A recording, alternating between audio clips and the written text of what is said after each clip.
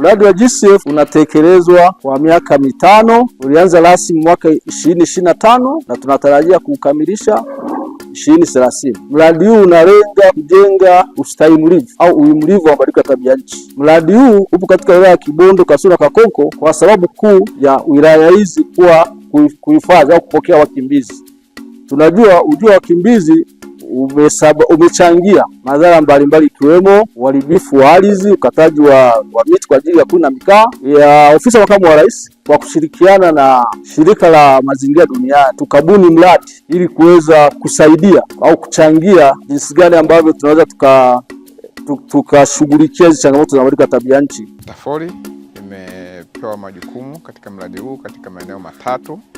Eneo la kwanza ni la kilimo mseto au kilimo misitu.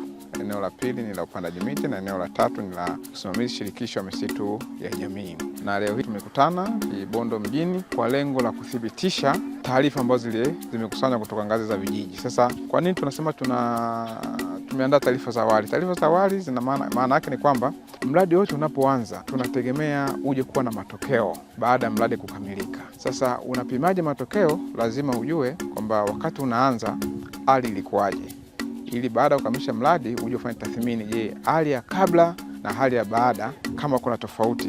Hii itakusaidia kuelewa kupima matokeo ya mradi ambao wanaita impact evaluation. Kikao hichi sasa tunayahakiki. Kwa hiyo matokeo hapa ya kikao hichi kwanza yatapelekea katika kuongoza, maana hatua inayofuata ni kuandaa mpango wa matumizi bora ya ardhi. Kwa hiyo matokeo haya tuliyoyapata juu ya maeneo haya ya kipaumbele kwa ajili ya interventions hizi za mradi yatasaidia kwanza kuandaa mipango matumizi bora ya ardhi kwenye vijiji husika.